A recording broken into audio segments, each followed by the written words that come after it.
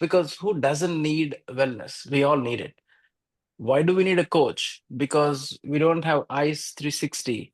A coach gives us that wellness, all dimensional view. And Geeta Ramakrishnan is joining us today to share her insights and a program that we'll talk about in a few minutes about the seven doors to heaven.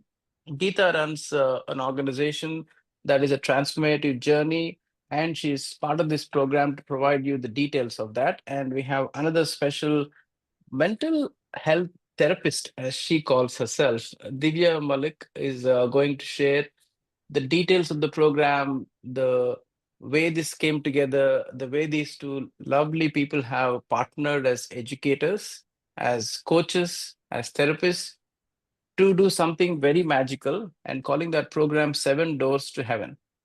I'll just get into it without further ado.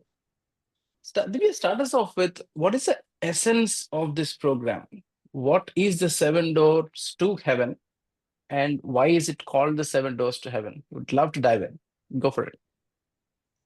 Okay, so Seven Doors to Heaven is more than just a retreat program. And it's a journey, I would say, of self discovery, healing, and transformation. So, over 7 days, we guide the participants to, it's like a through the designed, very carefully designed processes, which addresses physical, mental, emotional, and spiritual well being.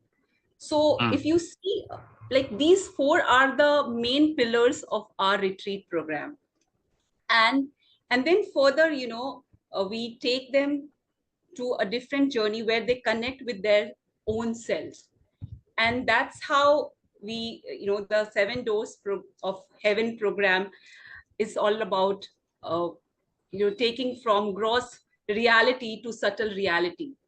And when you move towards subtle reality, you actually connect with your true self. And mm, that's the beauty of this retreat program.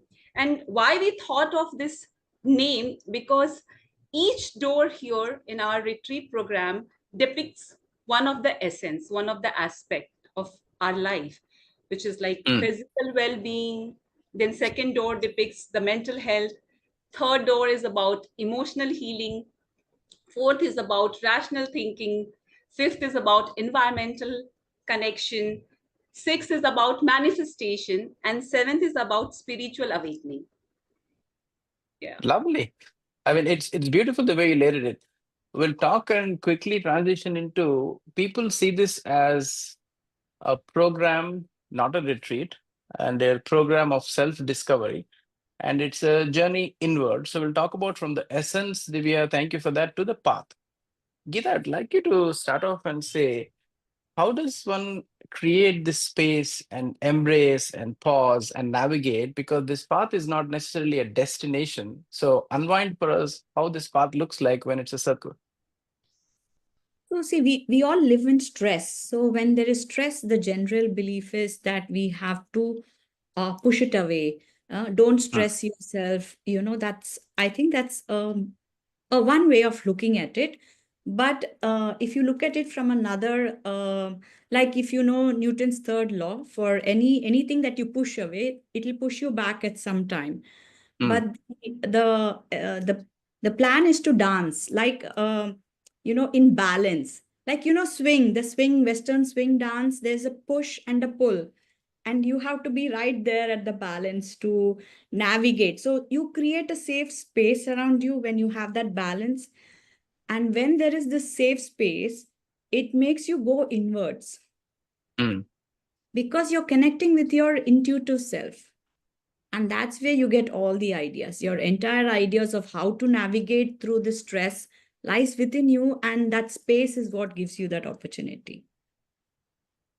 You have such a poetry with words. There's so many of them. I wish I could catch all of them and make a bouquet for myself. So we have the essence captured and the path, which is a dance. I like to think of it as a dance. It's brilliant because even spiritually, Tandav is a dance that comes to my mind when you say it. It's a symphony of energies and balance. Who would be the traveler, Divya, in this process? Who is that traveler? Who is this program designed for? And what would make someone ideal to be qualified for this transformative journey? Let's dive in. Okay, so the beauty of this retreat is that it's open to anyone who is ready to embark on a journey of self exploration. Mhm. Okay, so you don't need a prior experience in meditation or yoga or any kind of healing modality, just a willingness to be present. And we focus since day one that how it's important for you to be present in the moment. Okay, because everything starts with being in awareness, and when you are in awareness you observe your intention, because Mm. from your intention your emotion comes, from your emotions your feelings are generated, then further from your feelings your actions are created, and every action Mm. has got consequences, and that's how our life has been led over the period of time. So we just tell it is for everyone or anyone who's just ready to be there in the moment. And we actually teach them to how you can be in the awareness, because there are a lot of meditation techniques where you learn all these things, but then once you are out of it you forget about it. Okay, Mm. but here we also empower you with different tools which can be there with you forever, so when you are out of the 7 days program you can still practice it, and with a very simple way. So it's all about simplifying your life, because our life any which ways is very chaotic these days. If you see, we are challenging to balance between personal and professional lives, so we are only focusing on simplifying your life. And Mm. these small techniques help you, empower you to make your chaotic life transformed into simply simple life. Yeah. Chaos to simplicity. I love it because if you think about the traveler, there has to be a specific timing in which the traveler has to come in. And, this is an area of specialty for you, Geeta, where you feel that we understand the essence of the program. We have looked at the path to the program and the pieces that enable the path. We have seen the traveler. It could be anyone, no prior experience. And this would be, you can just walk in and walk out transformed. Talk to us about the process of the conquest. I know that you're especially attached to the accepting the vulnerability as part of the self-discovery and healing. Could you dive into this process of the conquest itself, the vulnerability, and why is it such a key aspect of healing? And how does the trust play a role in this whole process as they embark on this program? Yeah, sure. So vulnerability is usually looked upon as a weakness, but Mm. we try and help people look at it as a strength. So take for example, you went to the office today and you have a headache, but you still went with a brave face, and somebody comes and tells you, "Oh, good morning, how are you?" You'll say, "Fine, I'm good." Uh, you're not good. So because people think it's they want to be seen as strong, whereas Mm. when you allow that weakness, the fear, the pain, everybody has the pain, fear, weakness, everybody fails. But the moment you are expressing it, that is where we give the safe space. There is no judgment. We allow Mm. that, create that sort of space where I would say people are not scared of being judged, what the other people will think, because that's always the prime, thought in their mind. That's Mm. when healing takes place. When they cry for help, and it's okay. Mm. Everybody are there around them to support them. That's the first step to heal. Is it very hard to take out the mask? It depends on how we navigate them into feeling safe. It's very Mm. important they feel safe, and then it'll happen. It's organic.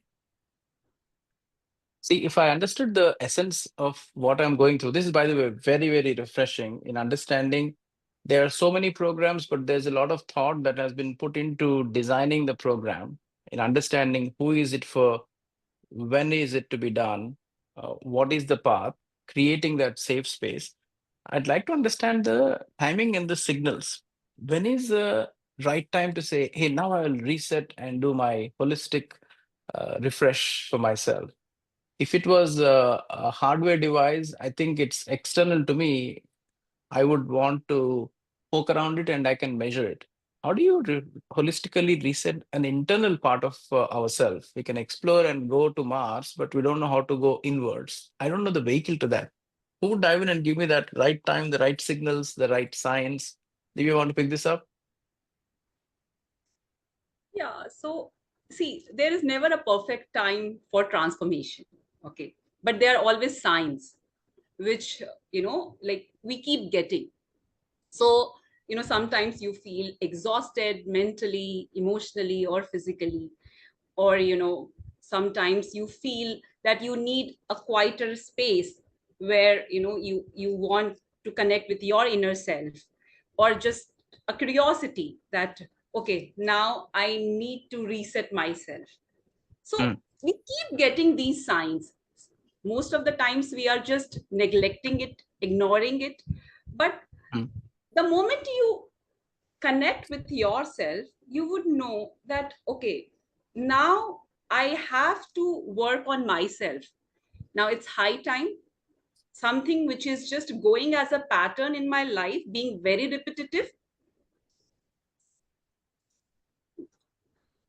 Yeah, being very repetitive and mm, going as a pattern, because also something which is not repaired would be repeated in life.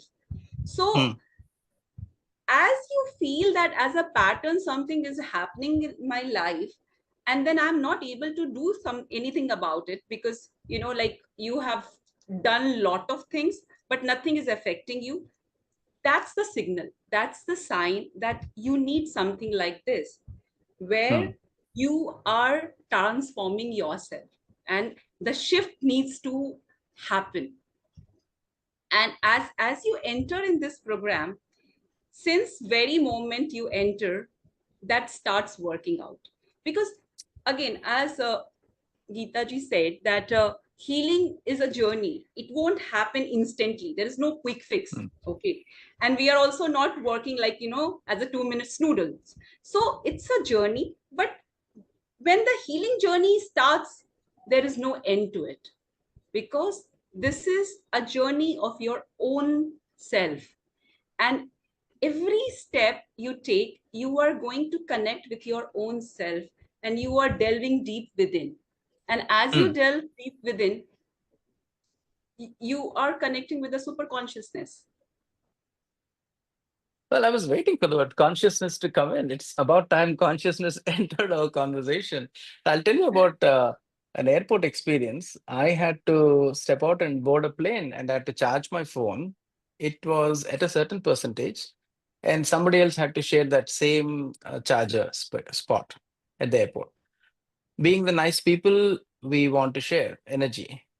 And you know where I'm going it with the companions who want to share energy with and share the charging station.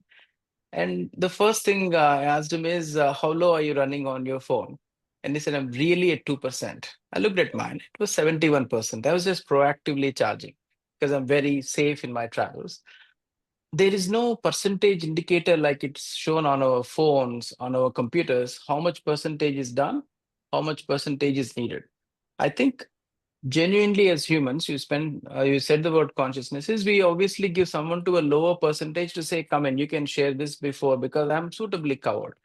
I think human soul doesn't have that kind of a percentage declared somewhere. You talked about signals, which logically takes me and Geeta, this may be your territory on who are the companions. I think as you put it beautifully, the soul groups who can share the journey with you, who can actually look at each other's charges and say, you look low on your energy. Why don't you use the charging station? In this case, the seven doors to heaven station.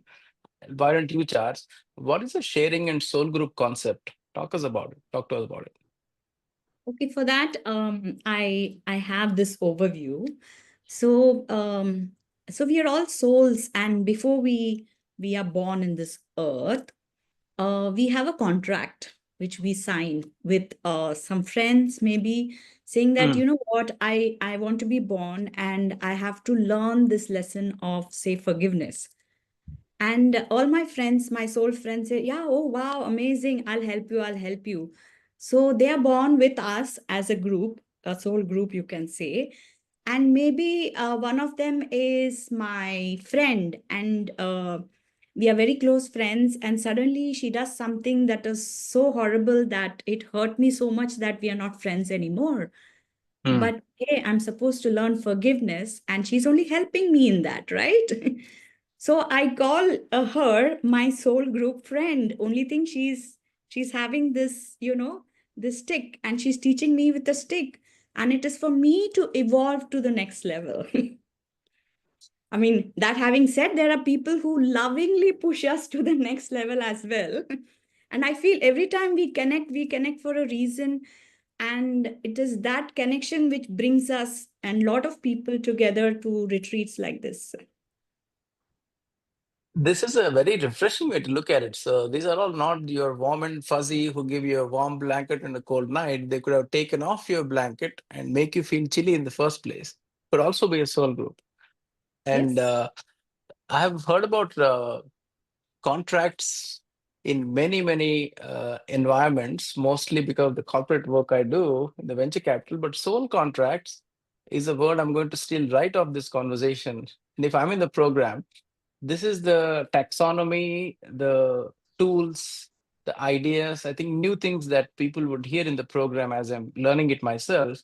If I'm in the program, I'm not going to listen to be positive, very broad, and then go back without a tool. Because if you take the 7 day, there's 358 days to use it for the rest of the year when you need to have these terminology, these tools, these soul groups. Love by soul contract, by the way. That's my favorite right Yeah, now. I'm going and to in stick with fact, it. so how it will help people is, it's a very interesting way to learn to let go. Otherwise, it's very easy to say, "Oh, forgive that person, let go." How do you do that? But when you get a different idea and a perspective, you say, "Okay, I have to really thank that person." Very hard lesson, but I'm a better soul now.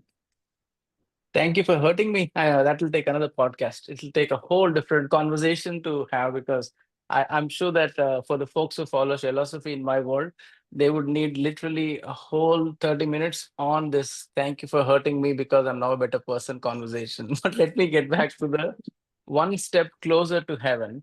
We saw the essence of the program. We have seen the path. We have seen the travelers. We have seen the vulnerability and the conquest against it, the healing process, the soul groups and the companions, and the signals that you have shared.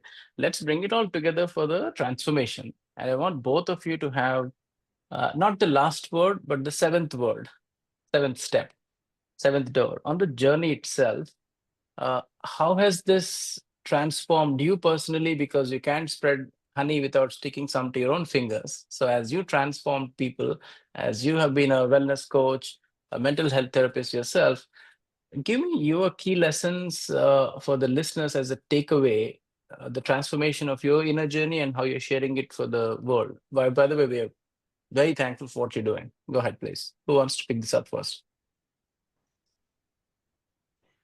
Okay, so for me, because my journey has been itself of a deep exploration. Okay, Mm, so the way I started my own career was more into corporate hustle bustle life I had, and it I was enjoying it because I mean, like, I was growing in my career, because being a marketing professional, and if you are being appreciated, so you love to grow there in that environment. But I was also not realizing how it was affecting me adversely. Okay, mm, so that that self discovery of that like, what is the purpose, I would say, I started my journey into spirituality with that question, because everything is in your life is going merrier. You don't uh, get into a phase where you want to connect with yourself, because the mm, entire atmosphere is such that it's supporting you. But just to add more to this soul group concept, what happens when you have the soul contract, at the same time, you also know what is the purpose of your existence. So, in a human body, when we come on the planet Earth, we know the purpose that, okay, when I am going and I'm like boarding this womb as a flight, and when I'm landing, where mm. is my destination? What is the purpose of my existence? So, all these modalities help you. So which I got to know much later when I became this mental health therapist. But then that quest was always bothering me. Okay, I'm getting whatever I am, like, I have been wanting in life. I was ambitious child, so I was like growing in my career. But in this hustle bustle life, something happened which was kind of very traumatic for me. And that was the moment I realized that maybe I am deviating from my path. Okay. Hmm. So this is not the part of my soul plan, because what is the purpose of my existence here on this planet Earth? Because I wanted to do a lot of things for people. And whatever money I was earning through this corporate structured life, I was able to do in a very tidbits manner. Okay, you are sponsoring somebody's studies, you are sponsoring somebody's career, but then in a very limited manner you are helping out people. But Hmm. my entire purpose was to do more and more things which can add value to people's life. And and with that quest, the journey of self discovery, the journey of spirituality began. So Hmm. almost like 12 years back when I started this journey, I quit the corporate life. And that was a dream job which I just randomly one day I thought, and then I quit. And I always tell people that for that you need to listen to your inner voice, because Okay. your inner voice would never ever tell you something which is not right for you. So as you connect more and more with yourself, you would go into a life path which is actually a soul plan for you. And that's how my life got transformed. And Hmm. the main purpose to curate this program, when both of us sat together and we thought that the purpose of this life is to do more and more for people, and how we can become the part of others life, where we become the medium to help them.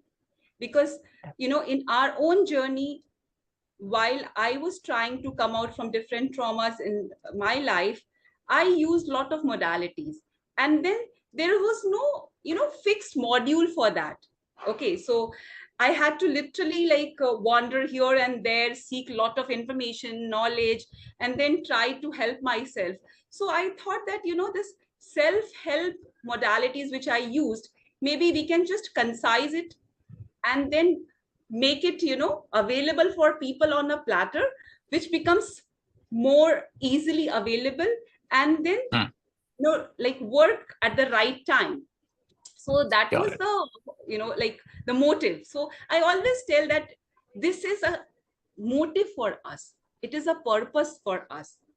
So seven doors to heaven is just not a business module for us, so it's Hmm. actually a purpose of our existence on this planet Earth. So and both of us got synced with this entire thing, so it happened just naturally and beautifully. No, no, I can sense it. Sometimes people are, to your point, beautifully explained, Divya. I know, Geeta, you mentioned about people have to project when it's not natural. The way Divya is sharing it is very, I mean, it has actually touched a lot of the point we talked about you don't have to be a superhero to run this program. You have to also be a soul group along with the learners. You're not presenting something to them saying, I'm the expert. You're exploring the journey, but you have gone through it with frameworks and you want to share this. This is beautiful. Geeta, your last word on the transformative journey and the tools and frameworks? So I would say my journey was again, I was a very curious child and always did not and never liked authority. So, and it was a good thing I feel in the hindsight, because I ask questions and then I get to learn more. Mm, And then the my aha moment really was during this journey, and I used to think I know it all, right? Of course I know this, I know that, because I've read everything. And then somebody asked me, what makes you think you know it better than like somebody else? And like I said, what does that mean? Made me realize that everybody in this world is as intelligent, if not better than I am. So it's just what we need to look at the glass from the other side. So we are the writers, directors of our own story. By changing our perspective, I realized just by, altering a little bit, the whole world and the meaning changes. So if we want to write for ourselves a happy story, yeah, it's all in our hands. So this literally drove me to, learn more on this side of introspection. Went through all my journey of learning. I also had like a, struggling to balance as a mother. I have a very powerful husband, very ambitious husband, two children. Now they're all grown up equally powerful, demanding. And then in between, Geeta was not seen for a while. Mm. So, but what I learned, I'm offering, and all I tell people is just change your perspective, it changes your life. You hit a nerve for me on the identity. We haven't covered that. And I think, along with the soul contract and several other frameworks I learned today, this could also be a spark for your identity as part of the transformation. I mean, a lot of lovely things we covered today, and there's also a lot of tactical things on how many will be in the program, which location will it be, what about logistics. I think that could be a second conversation on that details for us. But just to bring this all together, the last half hour we spent about why such a program was created by you two lovely soul groups and who would be best fit, what signals come in, what would be the outcome of such a program, because it's not really a checkpoint that you have now charged your phone to 100%, because like anything else, they do get discharged, so you need to find new ways to reset and reboot them. I wanted to personally thank you both for sharing your energies with a deep mind and a broad smile, because I know myself, I ink my emotions every day and call it the quantum of emotions in philosophy I publish. And for all folks who follow philosophy, one thing I wanted to say, I never endorse products and platforms and people. But when I see folks who are genuinely living their purpose and making it part of their initiatives, folks like Geeta and Divya are a gift for us. I'm truly happy that you're bringing these programs. And I wish you do many such programs in many types of age groups, many type of journey paths, and tailor them to meet their journey so the soul groups will find each other, and among everything else, build those connections. This has been a beautiful conversation. I'm sure that this won't be the last. We will have many more doors to many more heavens. And that concludes the podcast one for philosophy with the seven doors to heaven by Geeta Ramakrishnan and Divya Malik.